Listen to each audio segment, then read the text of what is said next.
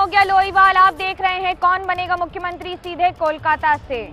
पिछले कुछ दिनों में लगातार कोविड-19 का कहर इस तरह से बरपा रहा है कि अब कोरोना के जाल में पूरा पश्चिम बंगाल भी नजर आ रहा है। आलम यह है कि अब 30% दर के साथ बढ़ रही है कोरोना की रफ्तार, यानी कि बंगाल में हर तीसरा व्यक्ति जिसका टेस्ट हो रहा है वो कोरोना संक्रमित पाया जा रहा है। तो वहीं कोलकाता में ये आंकड़े हर दूसरे व्यक्ति के हिसाब से निकल रहे हैं। इसी के बीच अब कल 8वें चरण का मतदान होगा, जिसमें कोलकाता की भी कुछ सीट्स हैं। इसका नतीजा 2 मई को आएगा। लेकिन कोरोना काल में कैसे हो रही हैं तैयारियां और कैसे कोरोना पसार रहा है अपने पैर, देखिए ये खास रिपोर्ट।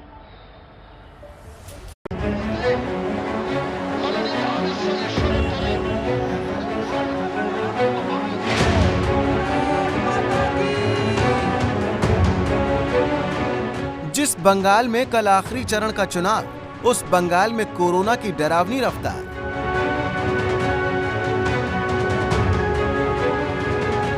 बंगाल में महीने भर चले चुनाव के 7 चरण, महीने भर में कोरोना संक्रमण की रफ्तार कई गुना बढ़ी। कोरोना पर नेताओं की बयानबाजी होती गई, कोरोना पर लगाम नहीं लगाई गई। कोरोना जो बढ़ रही है, जहां बढ़ रहा है वहां चुनाव नहीं है। 10 प्रदेश कम से कम देश में जहां ऊंचाई पर है, उसमें बंगाल 8 नंबर में है। तो चुनाव अगर कारण होता बढ़ने का तो आज महामारी हो जाता है यहाँ। और जो 3 प्रदेश सबसे आगे है, दिल्ली, महाराष्ट्र, छत्तीसगढ़, वहाँ चुनाव भी नहीं है, वहाँ सभा भी नहीं है। इसलिए इसका कारण क्या है बढ़ने का, उसका खोजबीन हो। जिन लोग हार चुके हैं वो तो पहले से मैदान छोड़ दिए हैं, वो लोग बंद कर दो बंद कर दो। तो कोरोना को ही उन्होंने अभी बनाया इशू। जिन्होंने इलेक्शन कमीशन को टारगेट किया, सेंट्रल फोर्स को किया, EVM को किया, तो उससे फ़ायदा नहीं हुआ है। लेकिन आज उनको कोरोना को सहारा लेना पड़ रहा है। मुझे नहीं लगता कि इसका कारण बढ़ रहा है।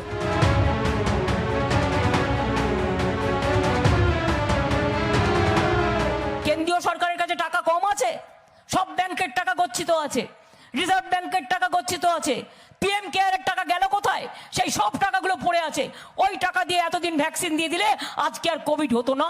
ইলেকশনের রেজাল্ট বেরিয়ে যাওয়ার পর আমরা ইউনিভার্সাল ভ্যাকসিন দেবো। 18 বছর থেকে যে চাইবে সেই পাবে, সম্পূর্ণ বিনা পয়সায় সরকার থেকে আমরা ভ্যাকসিনটা কিনে দেবো। यानी जब चुनाव होता रहा तब बंगाल में कोरोना संक्रमण भी बढ़ता रहा। पिछले 24 घंटे में एक दिन में लगभग 55,000 टेस्ट हुए हैं, 55,000 से थोड़ा ज़्यादा। उसमें 16,000 से ज़्यादा सैंपल्स जो हैं वो पॉजिटिव आया है, यानी कि एक दिन में 16,000 से ज़्यादा नए केसेस, यानी कि पॉजिटिविटी रेट जो है वो लगभग 32-33% है कि 3 टेस्ट किया गया है, उसमें से 1 कोरोना पॉजिटिव है। ये जो आंकड़ा है काफ़ी चिंता जो बढ़ा रहा है। वजह यह है कि ये आंकड़ा अगर और भी बढ़ा तो क्या जो इंफ्रास्ट्रक्चर है पश्चिम बंगाल में, क्या वो कम तो नहीं पड़ जाएगा? चुनावी राज्य बंगाल में कोरोना किस कदर कहर ढा रहा है, जरा आंकड़ों में ये समझिए। 27 मार्च को चुनाव के पहले चरण के दौरान बंगाल में एक दिन में 812 केस आ रहे थे और पॉजिटिव रेट था 3.33%, यानी हर 100 टेस्ट में 3 पॉजिटिव। और अब 8वें चरण से एक दिन पहले 28 अप्रैल को एक दिन में आए हैं 16,403 केस और पश्चिम बंगाल में पॉजिटिविटी रेट है करीब 30%। कोलकाता की नाइसेड लैब का दावा है कि उनके यहां आए सैंपल में पॉजिटिविटी रेट करीब 40% है, यानी बंगाल में हर तीसरा टेस्ट पॉजिटिव आ रहा है। हमारा जो स्थिति जो है इसको कंटेन करना है, क्योंकि आपको पहले जो करना है कि आपको टेस्टिंग बढ़ाना है, क्योंकि टेस्टिंग बढ़ाने से आपको पता चलेगा कि इन्फेक्टिविटी कितना है। और जो पॉजिटिव पेशेंट्स होते हैं उनको पहले हम कोशिश करेंगे कि घर पे उनको रखें, उनको आइसोलेशन में रखें, और जो मरीजों को ज़रूरत है हॉस्पिटल आने के लिए उनको हॉस्पिटल में दाखिल करना है। यानी पश्चिम बंगाल में कोरोना के जो हालात हैं, उसमें बंगाल में जो भी सरकार बनेगी उसके सामने सबसे बड़ी चुनौती कोरोना ही रहने वाली है। नई सरकार के सामने चैलेंज ये रहेगा कि इंफ्रास्ट्रक्चर कैसे बढ़ाया जाए और जो नए ऑक्सीजन प्लांट्स बनाने का जो प्रयास चल रहा है उसको कब समय पर ख़त्म किया जाए, और सेफ होम्स की संख्या कैसे बढ़ाया जाए, डॉक्टर्स, नर्सेज और जो हेल्थ वर्कर्स हैं उनको कैसे सारा जो फैसिलिटीज़ है वो प्रोवाइड किया जाए। पश्चिम बंगाल में कल 8वें और आखिरी चरण का चुनाव होना है। 35 सीटों पर कल मतदान होगा। और 2 मई को वोटों की गिनती होगी, उससे पहले चुनाव आयोग ने कुछ नई पाबंदियों का ऐलान किया है। काउंटिंग सेंटर के बाहर भीड़ नहीं लगेगी। जिन लोगों को रहने की मंजूरी होगी उन्हें 48 घंटे के अंदर की कोरोना नेगेटिव रिपोर्ट दिखानी होगी। मीडिया कर्मियों को भी कोरोना नेगेटिव रिपोर्ट के साथ आना पड़ेगा। पश्चिम बंगाल में हालात बेकाबू होते चले जा रहे हैं। 2 मई को सरकार जिस भी पार्टी की बने, सबसे बड़ी चुनौती होगी कि बंगाल में कोरोना के संक्रमण को कैसे काबू में किया जा सके। लेकिन बात अब देश की, उत्तर से लेकर दक्षिण तक स्थिति कमोवेश ऐसी ही है और मान लीजिए बिगड़ती चली जा रही है, क्योंकि सरकारी आंकड़े बता रहे हैं कि जैसे संक्रमण बढ़ रहा है वैसे ही मौत की संख्या भी बढ़ रही है। सरकारी आंकड़ों के अनुसार पिछले 24 घंटे में 3000 से ज्यादा लोग अपनी जान गंवा चुके हैं, यानी कि हर 2 मिनट यानी हर मिनट 2 व्यक्ति की मौत हो रही है।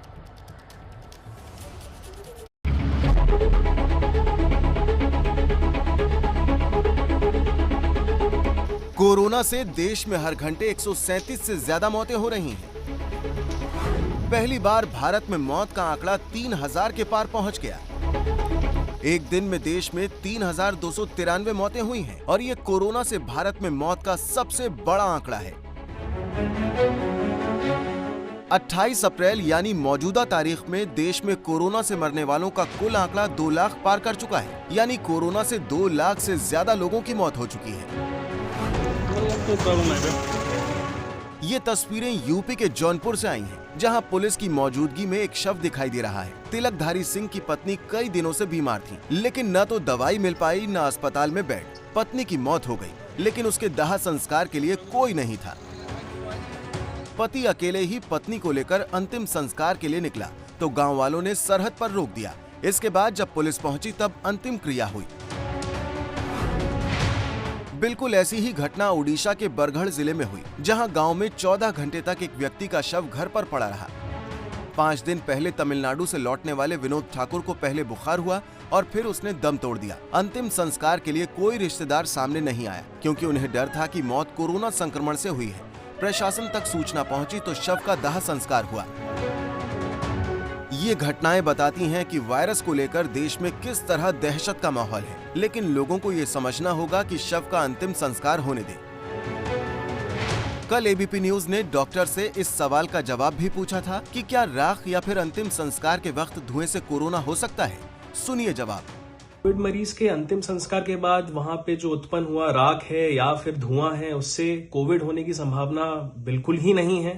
बट स्टिल जो लोग उस पर्टिकुलर बॉडी को हैंडल करते हैं उनको डेफिनेटली ध्यान रखना होता है, क्योंकि सिक्रीशंस में डेफिनेटली वायरस हो सकता है और उससे उन्हें कोविड हो सकता है। बट राख या धुएं से कोविड होना पॉसिबल नहीं है।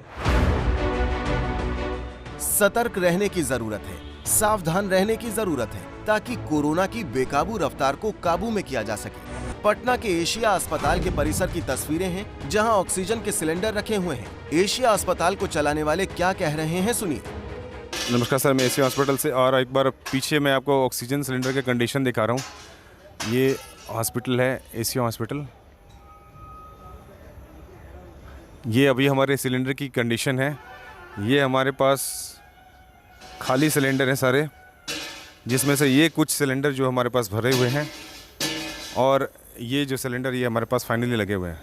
मतलब अभी फ़िलहाल इस वक्त अभी हमारे पास जो बैकअप है वो मैक्सिमम 2 से 3 घंटे का है, इससे ज़्यादा हमारे पास बैकअप नहीं है।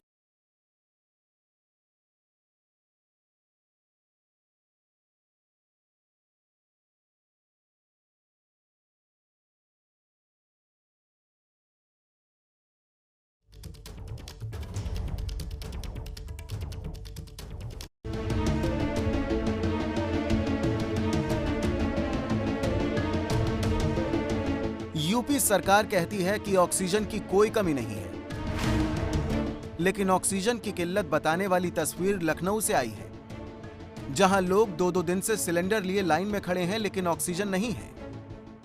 मैं 48 घंटे हो गया है। आज की तिथि 28 तारीख है। मैं 26 तारीख के 11 बजे से यहाँ पे लगा हुआ हूँ और किसी प्रकार की कोई सुविधा सरकार की तरफ से नहीं है। और यहाँ पर मुझे आश्वासन मिला कि अभी 2 घंटे में आ जा रही है। 2 घंटे में ऐसे करते करते हम लोग 48 घंटे हो गए हैं यहाँ पे लगे और किसी प्रकार का कोई भी सरकार की तरफ से कोई प्रतिनिधि ने, ना ही उसने किसी प्रकार की कोई बात करी है। जितनी ऑक्सीजन चाहिए उतनी नहीं मिल पा रही। इसीलिए तो देश भर से ऐसी तस्वीरें आ रही हैं। ये लखनऊ के भैंसाकुंड बैकुंठ धाम की ताजा तस्वीर है, जहां लगभग 20 चिताएं जल रही हैं। एम्बुलेंस की कतार लगी हुई है, जिनसे लगातार शव आ रहे हैं। मैं इस वक्त बैकुंठ धाम शमशान घाट पे हूँ, जहाँ का तस्वीर आपको दिखाऊंगा कि देखिए लाइन से पूरी शवों की कतार है। एक कतार में चिताएं लगी हुई हैं और 5-6 ट्रक लकड़ी देखिए लगातार उतर रही है। डिमांड बहुत ज़्यादा लकड़ी की हो गई है और ऐसे में आसपास के ज़िलों से लकड़ी मंगाई जा रही है। और देखिए एम्बुलेंस एक के बाद एक कतार में खड़ी हुई हैं। जो कोरोना से मारे गए लोग हैं उनके शवों को लेकर के आ रही हैं। तो स्थितियाँ सामने हैं, किस तरह के हालात हैं। और हैरानी की बात यह है कि जो शमशान घाट का दायरा है वो लगातार बढ़ता जा रहा है। उस एम्बुलेंस के और आगे जाकर के शमशान घाट है, लेकिन चिताएं कितनी दूर तक आ चुकी हैं आप देख सकते हैं। और जो हमारे सूत्र बताते हैं कि जो आंकड़ा मृतकों का है वो सरकारी आंकड़े से भिन्न है, कहीं ज़्यादा शव एक दिन में जलाए जा रहे हैं। अब बात मालदा की, जहां कल चुनाव होने हैं। मालदा की कई सीटों पर कर मतदान होना है, लेकिन कुछ जगह ऐसी भी है जहां पर तृणमूल कांग्रेस पर कांग्रेस के विधायक ने आरोप लगा दिया है। आरोप यह है कि करोड़ों रुपए का घपला हुआ है, और वो भी किसके लिए? कब्रिस्तान की जमीन में कब्रिस्तान में दीवार बनाने के लिए। देखिए ये मेरी खास रिपोर्ट।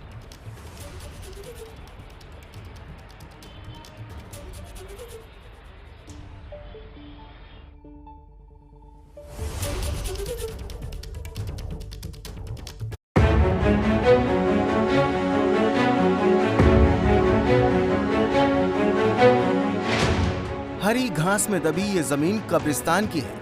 न यहाँ मुर्दों को दफन करने का कोई साधन दिख रहा है और न ही कब्रिस्तान की कोई दीवार।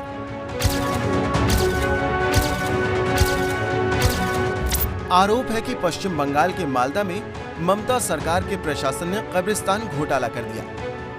पश्चिम बंगाल सरकार ने दुआरे सरकार के तहत कई योजनाओं को जमीनी स्तर पर उतारने का और जनता तक पहुंचाने का प्रयास किया, लेकिन दुआरे सरकार और बंगाल की हालत क्या है इसका अंदाज़ा इस बात से लगाया जा सकता है कि कब्रिस्तान का न दरवाज़ा बन सका और न दीवार। एक ओर जहां काम अधूरा है तो वहीं दूसरी ओर कट मनी के इतिहास में एक नया अध्याय जुड़ गया है। ये मालदा में सुजापुर से कांग्रेस विधायक ईशा खान चौधरी हैं। हाथ में दस्तावेज लेकर इनका आरोप है कि ममता सरकार के विभागों से उन्होंने 70 कब्रिस्तानों के लिए 10 करोड़ की रकम आवंटित करवाई, लेकिन बीच में प्रशासन सब खा गया। Money was sanctioned, 10 crores sent to Malda DM. The district magistrate is fully responsible for executing this work. I have admitted proof by the agencies themselves that they have done this scam. And they took money from the district magistrate a second time and still did not complete the entire work the second time. So it's not a one-time scam, it's a double scam. Crores and crores and crores of money. इन आरोपों पर हमने भी यहाँ गांव वालों से पूछताछ की। कब्रिस्तान की जमीनों का हाल भी देखा। पूरी योजना में 30% काम ही होता दिखाई दिया। শুনে তো খারাপ লাগছে। 19,34,000 টাকার কাজ, 19,34,474 টাকার কাজ। টাকা পয়সা কি হলো এই কথাটা আমরা তো জানি না বাবু। এতে যে ঠিকাদার নিয়েছিল ওই জানে, তারপরে কোন ইঞ্জিনিয়ার আছে ওরা জানে, তারপরে ডিএম সাহেব জানে, ওটা জানে।